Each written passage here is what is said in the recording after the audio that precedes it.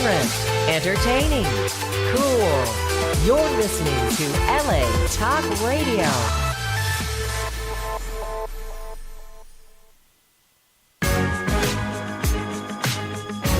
You're listening to What Women Want with Judy Goss and Kristen West, only on LA Talk Radio. Hello and welcome everyone to What Women Want Talk Radio. Thank you for joining us for our show tonight, Celebrity Interview with Daniel Ahearn. I am your host, Kristen West, and our beloved Judy Goss is traveling today. And what is she up to? Well, she's getting us ready for our What Women Want conference, of course. And speaking of What Women Want Talk Radio has reached over 1 million downloads since we first hit the airwaves. Between latalkradio.com's archives, iTunes, Google Play, YouTube, and all over social media, you can find us everywhere. So listen to those replays, and we are taking sponsors for our show for the next few months. Email us for a complete deck through our website, whatwomenwantradio.com. Judy Goss is the founder of our show and What Women Want Networking. Judy's background originally comes from high fashion modeling with Ford, New York, and after that she was a magazine editor and then author with St. Martin's Press, which eventually led her to hosting and reporting regularly for Better TV, City Buzz, and all the networks across the country, both regional and national. She's a regular contributor on NBC and Fox, and she's also hosting the show Behind the Gates, a luxury real estate show airing on AWE. She's the mom of twin teenagers, and she's an entrepreneur.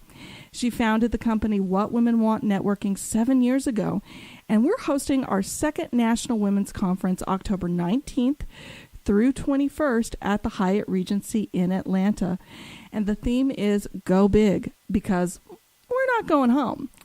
And I'm Kristen West, and I'm an actress and a TV and radio host and also a movie producer. You can currently see me on the awards-nominated show Horror Talk with Kristen West and the award-winning short film The Spirit Room, and also the feature film The Lich, now out on VOD. We're wrapping up our second season of Horror Talk with Kristen West. It is in the editing room, and we're going to be bringing it to you again this fall, just in time for Halloween. Find us on Twitter at HorrorTalk_KW and on Facebook and Instagram at Horror Talk with Kristen West. So if you want to meet me in person, or my co-host Judy Goss, or maybe Amy Newmark, the CEO of Chicken Soup for the Soul. She's our opening keynote for the conference, by the way, Amy is. She will be attending the rest of the weekend. So you need to join us in Atlanta in October. We're already filling the room. We currently only have a few VIP tickets left, and there are incredible women attending this conference. It's where the personal meets professional development, and people like Amy are inspiring and wise beyond words. So go to whatwomenwantconf.com. They start at $325 for a ticket for 3 days of fun, learning, new friendships, and so much more. And you can get 20% off right now with the discount code Friend Special. All one word, all lowercase, Friend Special. We already have women from 15 states registered so far this year. So it's time to make some new friends and meet world-class speakers who are flying in from all over the country, including our closing keynote from Boston, Cecilia Lenk. She's the CEO of Value Setters. She has a network of over 200,000 angel investors. And we also have who Judy calls the new Tony Robbins, David Baer. He's a motivational mindset expert. He was on last week. And Inc. magazine called him a leading expert on mindset.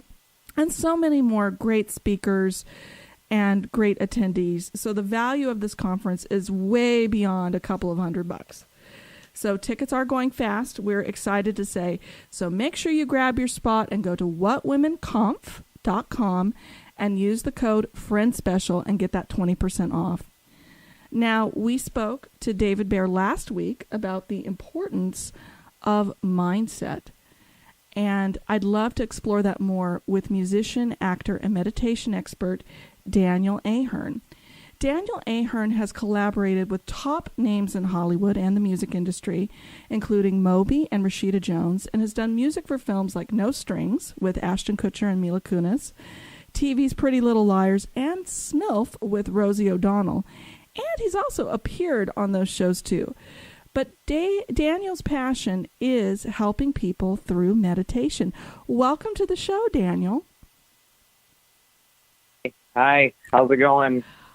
It's going great. I'm so pleased to have you on the show this evening, Thank Daniel. We have Thanks for having me. we have so much to talk about, and I really want to take a deep dive into not just your life in Hollywood and in the music industry, but meditation, because I think it's so important.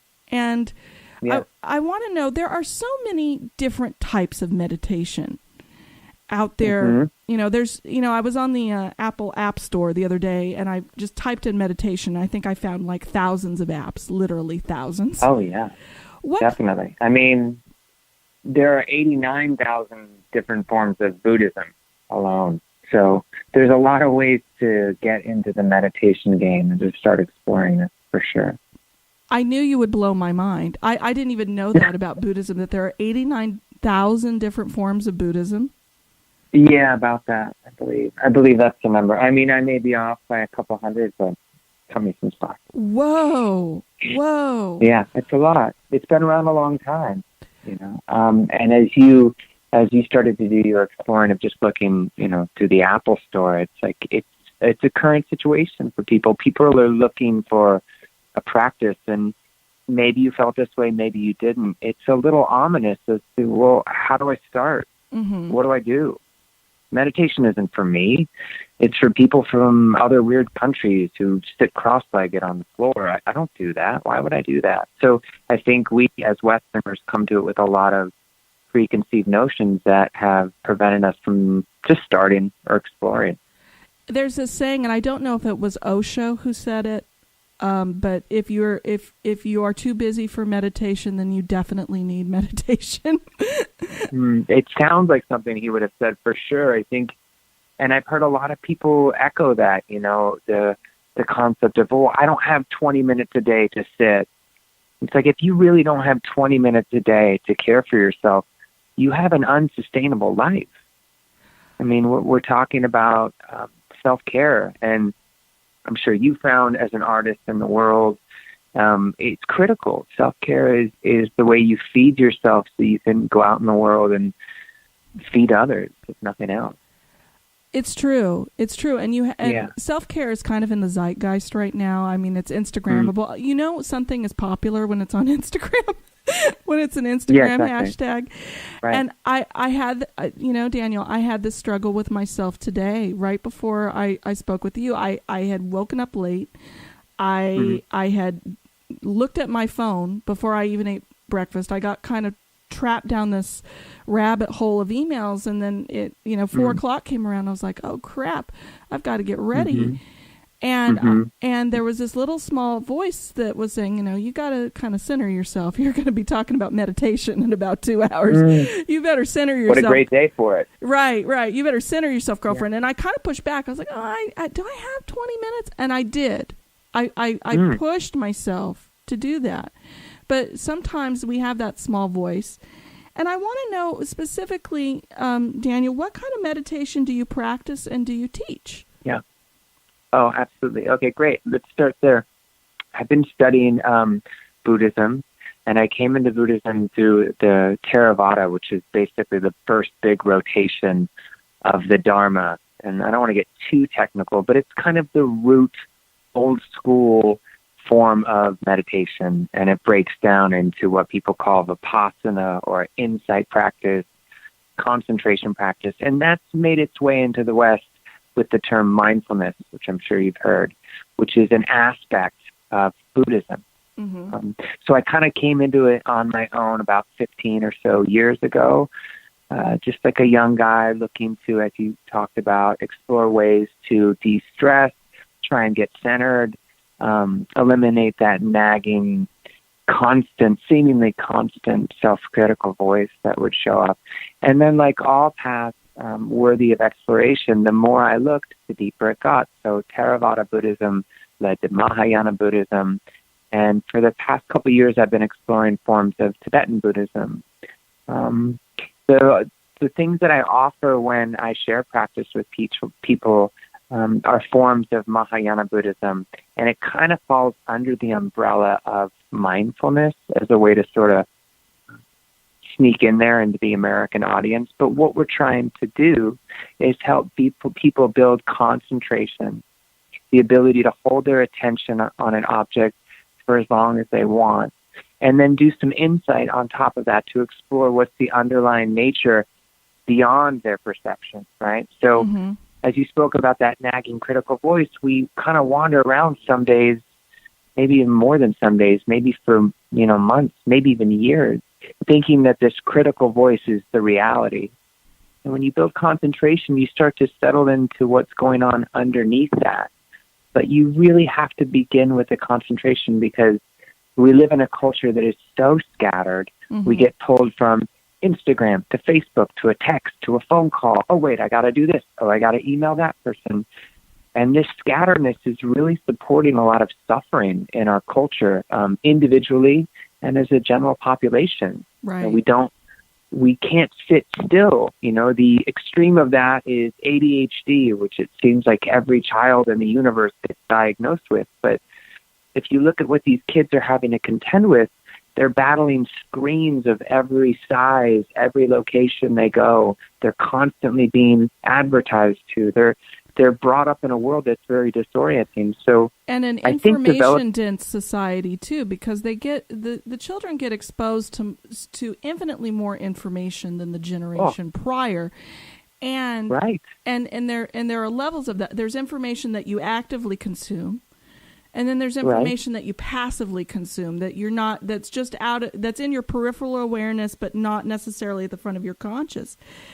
And beautiful. Absolutely. I want to unpack so much of what you said a little bit more, but I wanted to ask you at what point did you get interested in meditation? Was there a personal issue that came up, or was it something else? Looking back, I can't track it to a single event. I think as a younger man, exploring the arts, contemplation is part of the artistic experience. As an actor, like you spend time with the character that you're developing. The arts are a contemplative medium. And in the realm of contemplation, as a younger man studying poetry, I was very interested in philosophy as well. And the Eastern philosophies talked about meditation. It seemed very foreign to me. It was very confusing. But I would nibble at it as I could, and like, a Southern California punk rock kid, I kind of made up my own practice and tried to do it, but it wouldn't stick. And I was hyper judgmental and hypercritical. And then as I got a little bit older, I started to see how it was the center of so many people's lives that I respected. I had friends who'd committed their life towards the practice of yoga, and meditation was a part of it. And the nibbling grew into more significant bites, and the hunger for the education developed, and I just started to sit more. But to really be honest, I think I developed the strongest sense of practice most consistently and daily when I found out I was going to have a child. Really? Yeah, definitely. I think I was sitting before sporadically. I'd go through months where I would sit a lot, months where I wouldn't, weeks where I'd sit a lot, weeks where I wouldn't. But when I found out I was going to be a father, I began to sit with focus every day. And I did that because, my wife at the time was having this incredible experience of carrying the child. And I wanted to carve out space in my day to honor that and build a relationship with the idea of being a father and a relationship with this child that was coming. It was really a very clear spiritual significant goal for me to do that. The practice that I had was a bit all over the place, as I said, but I sat down every day for at least 20 minutes thinking about being a father, thinking about my son, thinking about what that would look like, and clearing space for that as a way to sort of share in the pregnancy.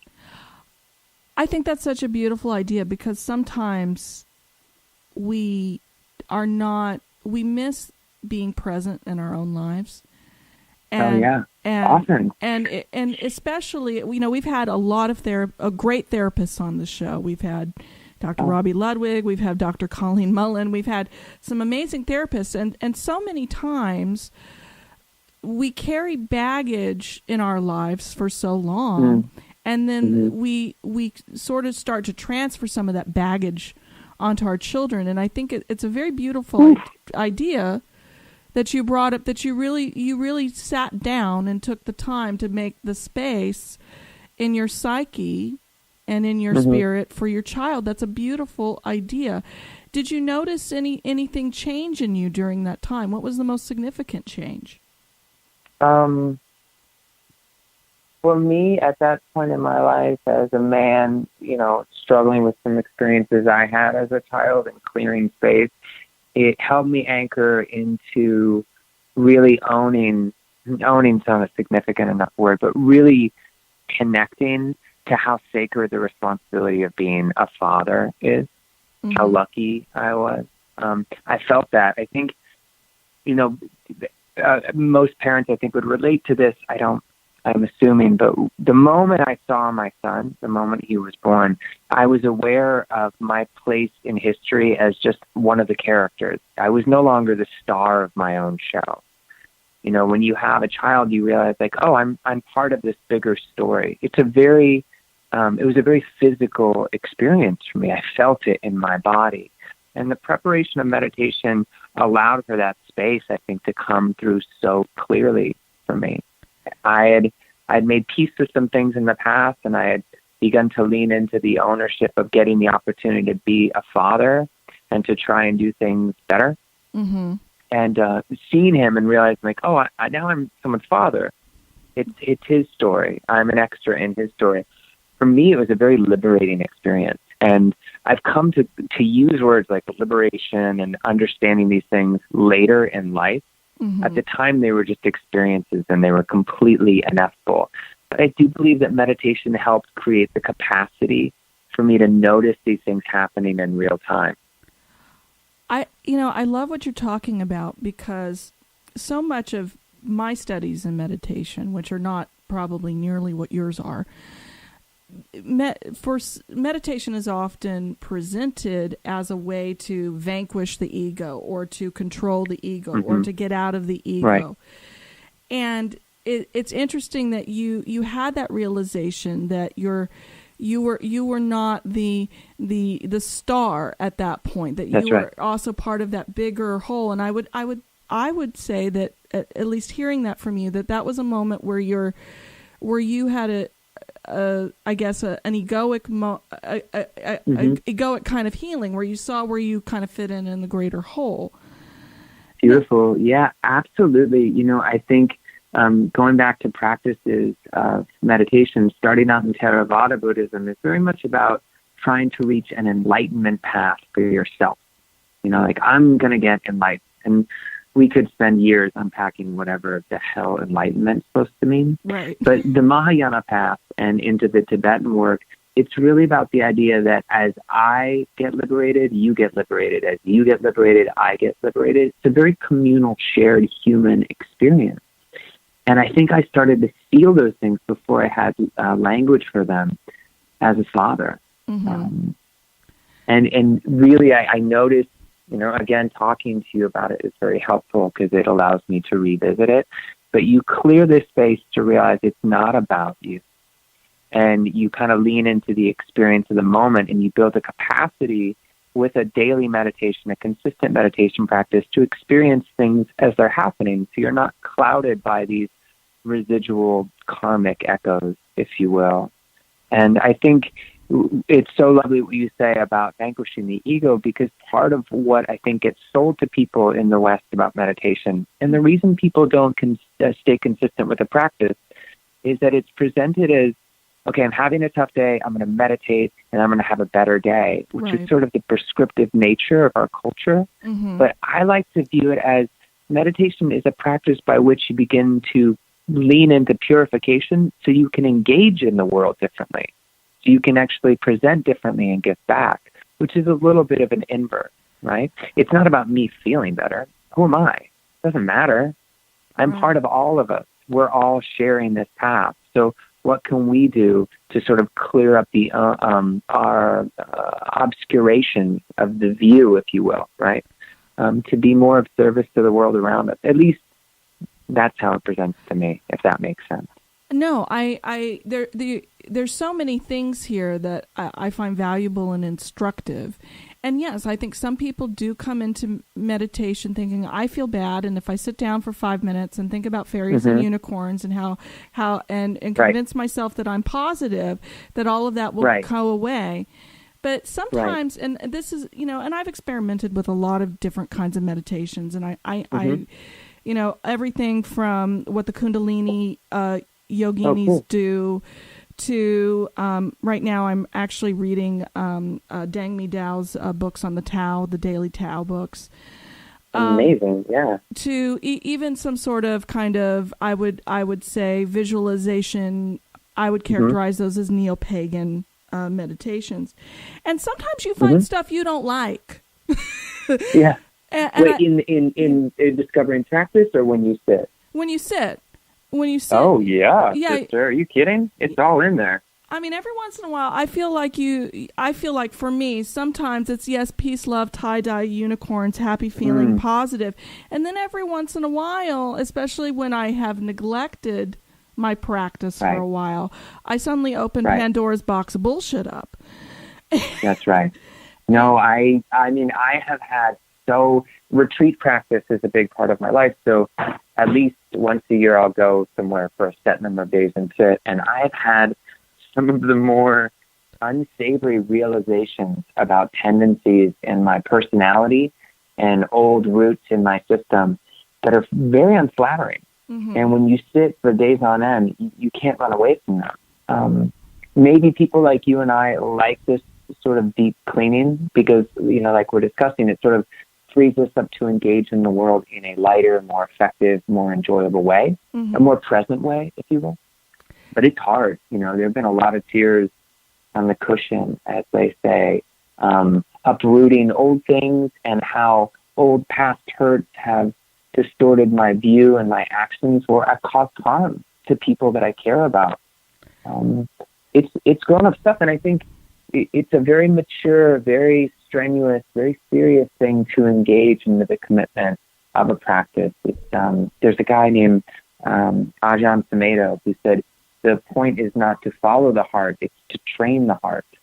And I like that. I like that the way I view Buddhism and practice is it's an educational system. It's not a theology or a philosophy. It's not a religion.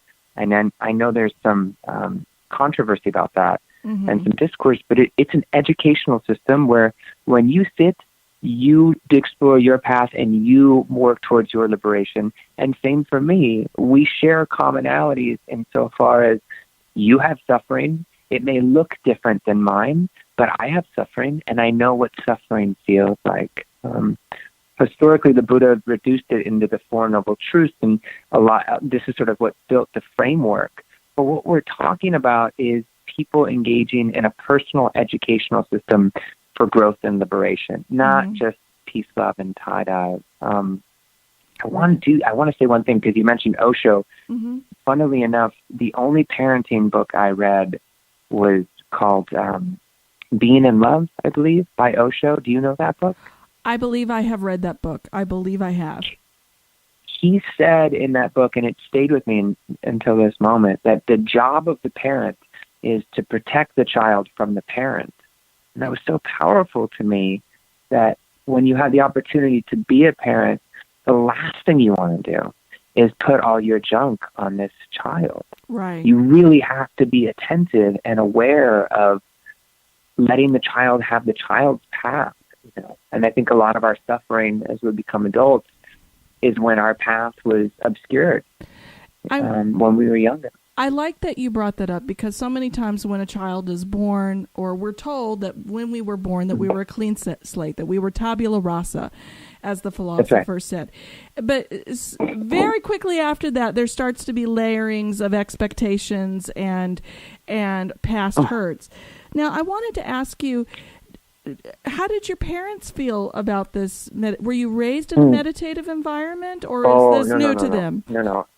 I was raised. No. I was raised in I like to say it was a very classic 80s family. There was a lot of classic marquee level dysfunction. Mm-hmm. I mean, it really runs the gamut. It sounds like an after-school special.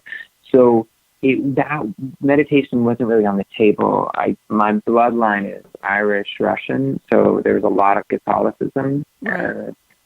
Back then, to speak frankly, like I knew something was up. It didn't feel right. I felt that the teachings were beautiful in theory, but I didn't see them played out. And I was very disquieted by the hierarchical nature of the church. Even at a young age, I didn't like the fact that men ran it and women didn't. I was raised primarily by my mother, and that just didn't sit with me. Mm-hmm. So no, I didn't have a lot of access to it. It felt, again, in the 80s, very theoretical and far away. It felt for people who weren't, white middle-class people in Southern California. It was for other people, for Indians and Asians. And it took me a while to realize just how self-limiting that concept was. We had Sally Kirkland on a few weeks ago, and she was an early pioneer of all of this here in Southern California. And people don't realize that don't understand the history of the progression of thought, that back in the late 50s, early 60s, these were radical ideas that now are very much Instagrammable. And so that's interesting. You weren't necessarily raised around it. No, I think, watching my friends get into yoga, I have a very dear friend who's been a deep practitioner of yoga since, the late 90s. And she, I think, helped open me up to it. Also time and place, like living in major cities in America, people have been looking for these things, and they've not infiltrated, but sort of begun to proliferate in our culture in a softer way. Mm-hmm. That comes with its own baggage, of course, but it's lovely that you and I, on a Wednesday evening in Southern California, can have a deep talk about meditation in America. That's amazing. It means people are listening. Exactly. And speaking of people listening, you have an audience for your meditation and your teaching that's rather, I wouldn't say unexpected, but not necessarily the first group of people. You actually work with the incarcerated. Could you tell us more about that? Totally. It's if I could give you kind of an overview of how that happened, it may be helpful. Sure.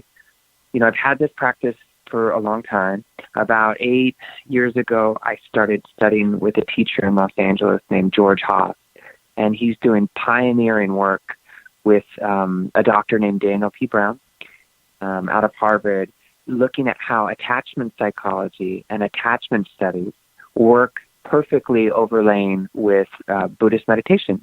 The Mahayana path, or the Eightfold Path of the Buddha, sort of corresponds with what we consider secure attachment.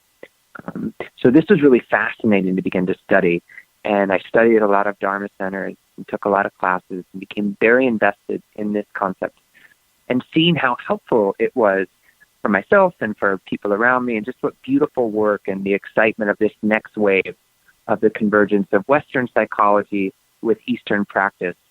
And with the advent of so many breakthroughs in neuromedical technology, we could actually quantify the effects of meditation on the brain. It's very exciting. And I've been following it for, like I said, for just short of 10 years now. Wow. What happened was I kept practicing, and I met a psychotherapist in one of the Dharma centers, and she said, hey, it would be great if you could come and talk about meditation to our clients at this rehab. They would relate to you. I look like a Southern Californian dude. I play music. I have tattoos. It's a little over the top. Had you ever been in rehab? No. I mean, I'd visited, and I had family who'd been in rehab, but not myself. Ah. So I went and I talked to these kids, and it was it was such a beautiful personal experience for me because I knew I was I knew I was sharing something of real value. Mm-hmm. And I knew I was sharing something that as we all connected, this collective experience, I don't want to say it felt holy or divine, but it just felt so positive and evidence of the availability for growth.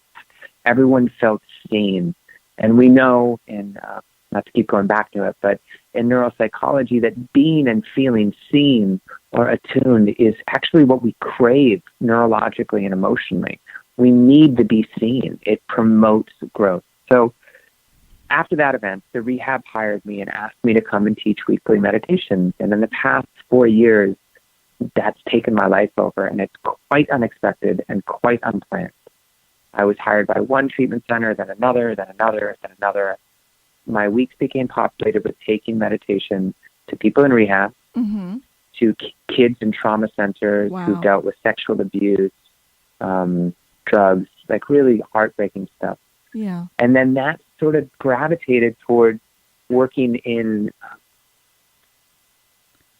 in populations in school districts of the marginalized. I work with administrators to help build programs of what we called mindfulness to help the students and the faculty. Mm-hmm. As this continued to grow and I continued to feed my studies, I wanted to do more. And I was looking for a way to get into the prison system because knowing what I did about attachment psychology, the experience of being able to say, we're innocent people and those are guilty people, they didn't work for me anymore. Like I knew there was suffering. I knew that a lot of the suffering was based out of conditioning. Right. I'm a white heterosexual male. Mm-hmm. I have a lot of advantages in this culture that I don't even notice. Right. And the deeper my practice got, I felt an ethical responsibility to do something. So and you had no fear. You had no fear about entering and teaching in the prison system. No, maybe I should. I have and this is not false humility. This is probably some weird distortion of my view. But since being on this path, I just have a hard time seeing people too differently. Like if there's an opportunity to share practice and to contribute to the betterment of our world, Mm-hmm. I have to do that. I'm here for a limited time, and it's a core vocational desire, and desire is not the right word. I'm just drawn to it. Now So- I have to ask though. Yeah. Obviously, we there's a big debate about the prison system. We know that there are far too many people incarcerated. Certain populations are incarcerated at much higher rates than others, and there's a lot of discussion about that. Yeah. What do you think is the biggest misconception we have about people who are incarcerated? Thank you for asking. I will tell you, and I learned this the first time I went and sat, that within a few minutes of sitting and breathing with people, and look, I'm not a big man, I'm not an imposing figure. And a lot of the people that I've come across in the incarcerated population look terrifying. I mean, you name it. It's like they're enormous, they're very muscular, there's tattoos all over their face. It's a heavy scene. Right. And there are people walking around with guns, and there's gates, and it's clanking, and it's all the things. But I promise you that a few minutes of sitting with people and breathing and closing your eyes and being with each other and moving beyond the comfort of projecting differences, moving beyond the habituated response of I'm me and you're you and I'm good and you're bad, or even I'm bad and you're worse. You really begin to lose a lot of the distortion and see things as they are for a moment. And what I saw immediately was that these are very damaged children. And if you look statistically at the numbers, I mean, and I mean that you see little boys and little girls who've been conditioned in a suboptimal way, and they've developed terrible, terrible coping skills, terrible life skills, and they've created harm. I'm not I would imagine denying that. I would imagine some intensive defense mechanisms as well. Oh gosh, you're a person that works within a practice of staying present. You notice in yourself, I'm sure, moment to moment, you'll be thinking peaceful thoughts and you'll feel connected, and someone will look at you funny or not look at you funny, right, or cut you off or not let you in, and you can feel the mind reacting. Right. Maybe you don't do anything, but you can feel it. Right. No, it's true. And that's the human condition. So if you grow up in an area with different opportunities, less opportunities, and you spoke of it, that the statistics are staggeringly disproportionate, and it's just not right. Again, I'm not a person that is excusing the behavior at all, but what you see if you look at the statistics is the majority of men in prison were physically and sexually abused as children. They don't talk about it. It Right. takes a lot to get them to talk about it. Yeah. A good portion of the population are mentally ill. Right. A And large portion of the population committed crimes while intoxicated. And most come from financially disadvantaged complicated backgrounds. Yeah. disadvantage. Thank you. And that just, that doesn't fit with me. I'm not trying to do anything other than what makes sense for a human being in my experience at this point in time. And I love to share practice, and I believe in it. And Well, it I sounds believe like it sounds like you're extending them compassion in a place that really has a void of compassion for them. And I wanted to discuss. Thank you. You're welcome. I wanted to discuss that more. Now, Matt told me that you had recently actually worked with who are called lifers, people who have been sentenced to life with no chance of parole. Yeah, they're called, how is at that? least in one place I work, they're called LWAPs. Okay. Sorry, that's the sirens on mine. Life without parole. Okay. I could imagine, I guess my actor self would imagine that would be the ultimate resignation for me as a person, that society has condemned me completely unworthy with no chance of redemption. How do you work with someone who has that circumstance in their life? How do you sit with them, or how do you connect with them? How do you connect with them? How do you sit with them? You having all of this freedom. Yeah. It's funny. I was up there yesterday with this incredible man named Dee Hong, who runs this program called the Buddhist Pathways Prison Project that I get to work with. They're amazing. People should support them. He's doing incredibly charitable work out of his ethical responsibility. He'd tell you because it needs to be done. It's the Dharma, but it's beautiful. Anyway, I was sitting with someone talking about this, and it doesn't really come on the map. You lose once you're behind the gates, once you've gone through all the clearance and you've gone through all the bells and whistles, and you sit like you're just with a person. And you're with a human being. And like I said, going back to being a father and seeing that I'm part of this greater story, these are people that have a mother and they have a father. And again, I am not excusing anything that happened. And from what the people I've spoken to, they're not excusing it either. They sit with it. The poet Rumi says the cure for the pain is the pain. Yeah. Like the trauma that you enact on another human being, at some point you are aware of that. And that is its own suffering. We are connected. And I have lost the ability to really see people as separate in that regard. This is no attempt at false humility. Like I have a billion shortcomings. I just mean when I'm sitting with someone in that capacity, I just tend to experience them as a human that I'm sitting with.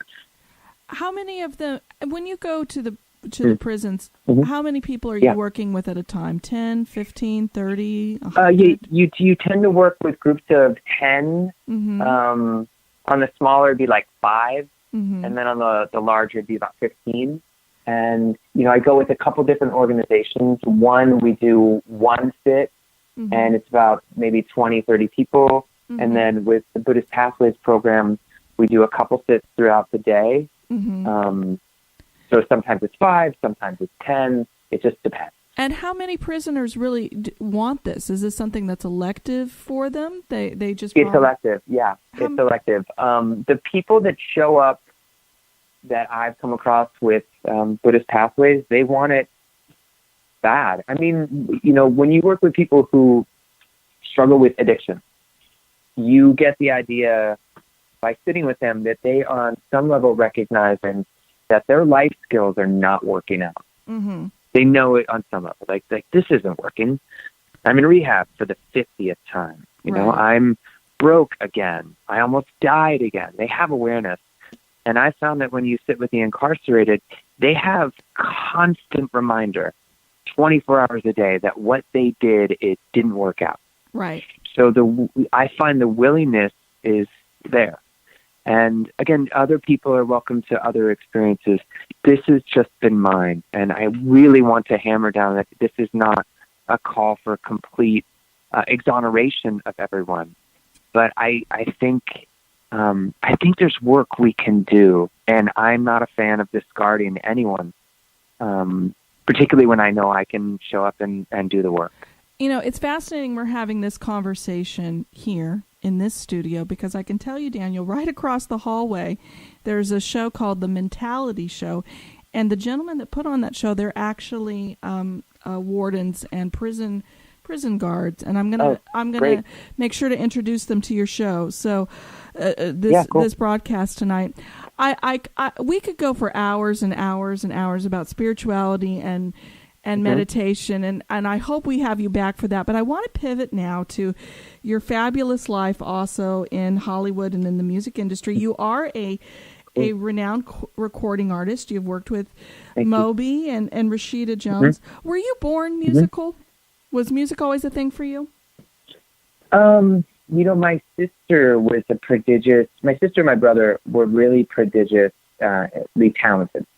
My brother was an incredible singer, and he sort of took his skill set and went into finance. He sort of turned his artistry into the art of figuring out how to be masterful with money. My sister had an incredible talent. She was a couple of years older than me, and apparently she came home from church when she was 4 or 5 and sat down and played everything she heard. One of these kids, and incredible pitch, incredible tone. Me, not so much. It was a development later after my teen years based on being interested in poetry and just sound. I was more of a sound collage artist.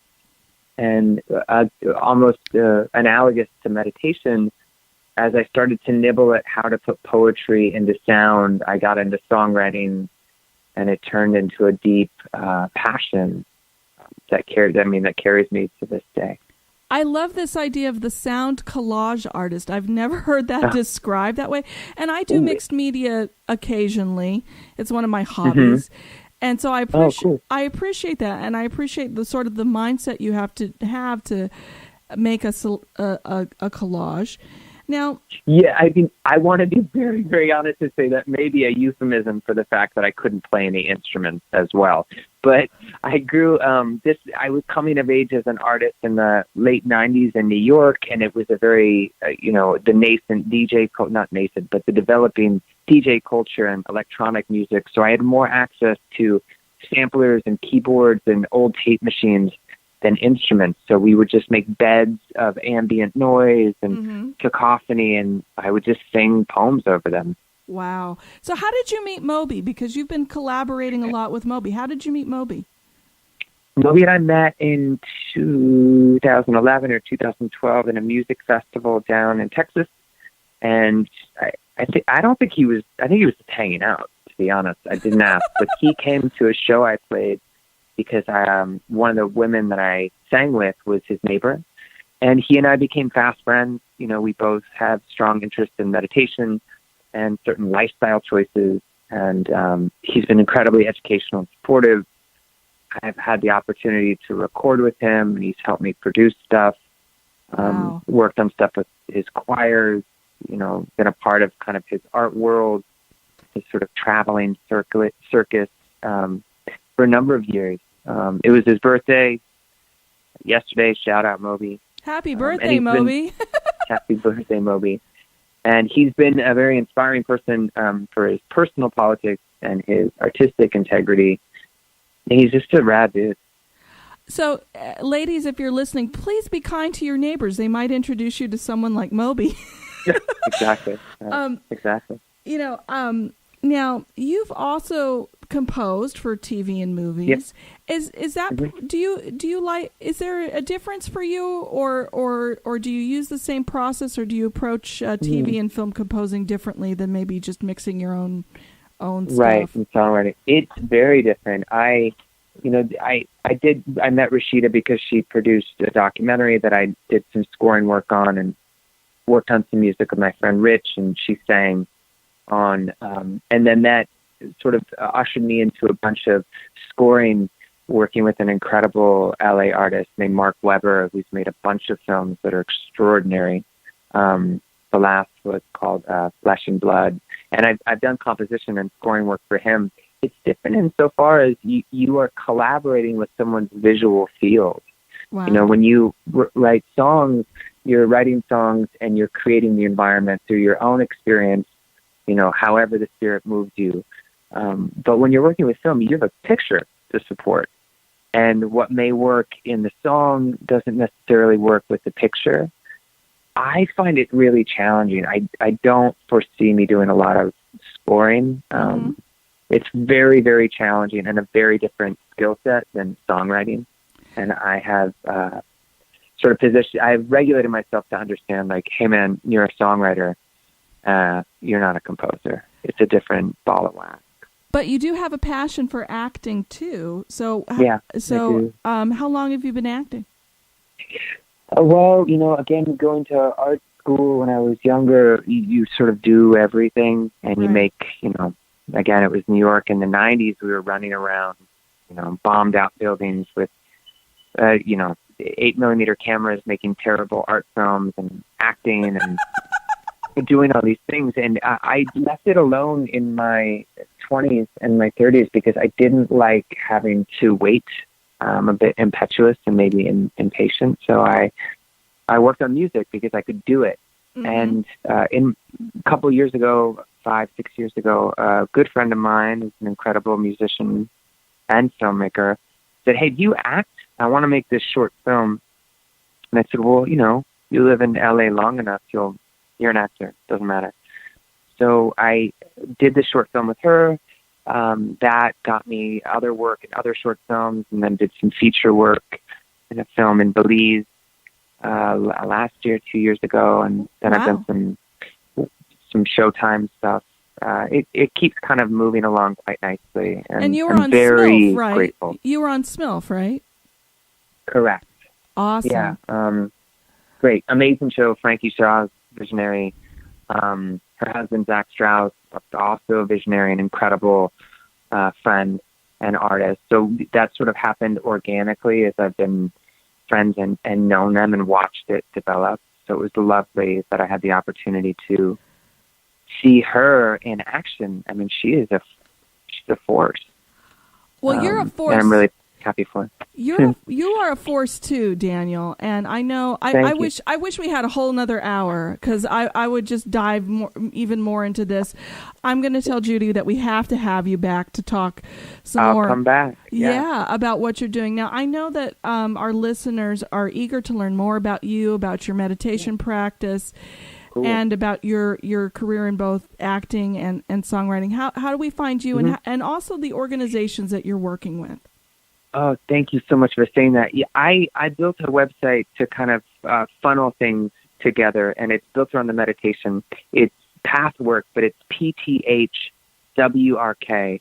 So if you want any information, if anyone wants to ask me anything from rudimentary to advanced meditation practices, I'm happy to be a part of it. So it's PTHWRK. If you want to listen to my music, I'm on Spotify under my name, or you can YouTube Daniel Ahearn. There's a lot of me graffitiing the interwebs, so I'm very easy to find. And thank you so much for giving me time to talk about this. it's really generous of you, and I appreciate it greatly. Well, thank you for being generous with your time and really educating us about meditation, and also talking a little bit about your life in the arts too. And thank you so much for joining us, Daniel. Yeah, absolutely. Absolutely. You have a beautiful night, and I'll talk to you again soon. Take care. Yes, thank you. And join us next week for more inspiring conversations. Don't miss one show. Go to whatwomenwantradio.com. Find us on YouTube also. And see you next week. Have a wonderful night. You're listening to What Women Want with Judy Goss and Kristen West, only on LA Talk Radio.